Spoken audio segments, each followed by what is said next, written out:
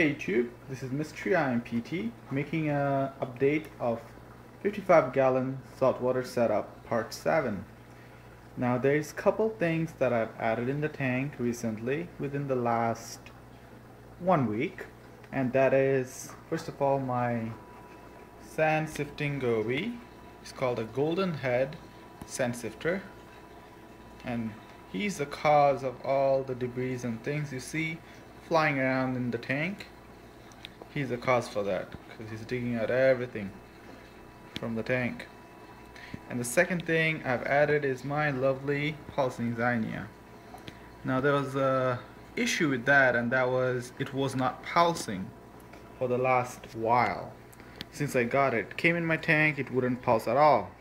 Now I was a little worried because I read on the forums people kept talking about it, saying that at some tanks pulsing Xenia will live really well and some tanks it wouldn't. Now I didn't want to be in the part where it wouldn't live that well, so I was a little worried. Just kept on researching up more and more, and over time I came to this forum where they said you shouldn't keep your protein skimmer on 24/7. The reason is because it's taking out all the good nutrients and minerals and that sort of thing. So what I did is that I decided to take the advice from there. Even the reason is because I used to keep my protein skimmer running 24/7 all year round, no stopping, no nothing. So I decided to take their advice, and I turned off the protein skimmer for 2 nights in a row. At night I'll turn it on for 4 hours and then I'll turn it off again and not touch it at all until the next night. Again I'll turn it on for 4 hours and then turn it off again. The reason I decided to turn it on is because I wanted the oxygen to go into the tank in the water. So as the protein skimmer also puts in the oxygen in the water, because these guys, the pulsing Xenias and the hammerhead corals, they need the light and the oxygen in the water to do well. So that's why I decided to turn off the protein skimmer. But I turned it on to put in the oxygen at the same time, take out the poop and the pee of the fishes and so on. Now, since then, today, I realized that it started pulsing. One of the causes that might actually make this pulsing Xenia pulse, it might be because of the lights that I've been using. I normally used to just turn on the actinic and this T5 light only, but the actinic high output. But I decided to turn on the 18,000K lights as well to see how the thing pulses, if it decides to pulse once I turn them on, and I realize it does. So over here right now I'm using 4 bulbs, 2 actinic high output, 2 18,000K high output, 2 T5, well sorry, 1 T5 and 1 actinic light. So that's my lighting right now. My protein skimmer currently is off. That's why you see all the things floating around. It looks a little dirty, but hey, let this thing, pulsing Xenia, get used to my tank, let it start doing well, and then I'll start leaving my protein skimmer on 24/7. And that way at least it'll be clean.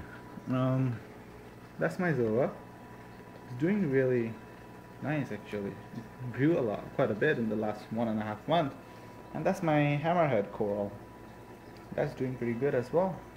Grew quite a bit. And that's my sandsiffter. I love that guy. It keeps on sifting. Doesn't stop until the lights goes out. My 2 clowns, they're doing very well.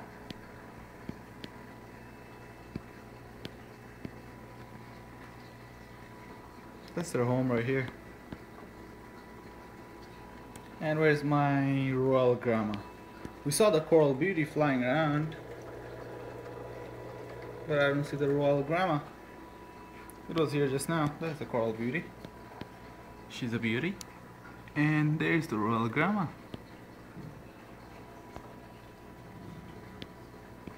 And the peppermint shrimp, you won't see it unless I feed it. And I'll make a feeding video because there's something you'd love to see. with these clowns when I feed them. They're very, very in love with food. But yep, that will be the end of the video. I'll keep on updating as I add more things in this tank. I'm hoping to add more corals. I'm also looking for people who is willing to give away or sell frags for a decent price. And I would love to add frags in my tank, but hey, I really can't afford to buy a one coral and then just leave at that, because each coral in Canada, easily they're asking for, like anywhere in Big Isle especially, that's local for me, they are asking approximately $50 or so on just for the coral. Even for the zoas they're asking 49, I think, or 45 it was. It's pretty expensive and I really don't want to spend that much on just one coral, but I would rather get, for that money I would rather get like 6-7 frags if people are nice enough to sell it at that cheap. But yeah, I got these 2 frags for that price. Well, I got the zoa for $3. The guy was really nice to give it at that price, and the hammerhead, the guy also gave it away for $5. The pulsing Xenia, I actually had to spend quite a bit on it. Even though on the forums people do say that the pulsing Xenia is the one that people normally like to give away because they grow like weed. But yeah, if I start growing them, I'll definitely, anybody who needs it, something, write me a PM me on YouTube. I'll be more than happy to send you a frag or two. That's when my pulsing Xenia starts growing. Alright guys, thanks for watching. Feel free to subscribe, ask questions, give advices, everything is welcome. And that'll be all for today. Have a good one.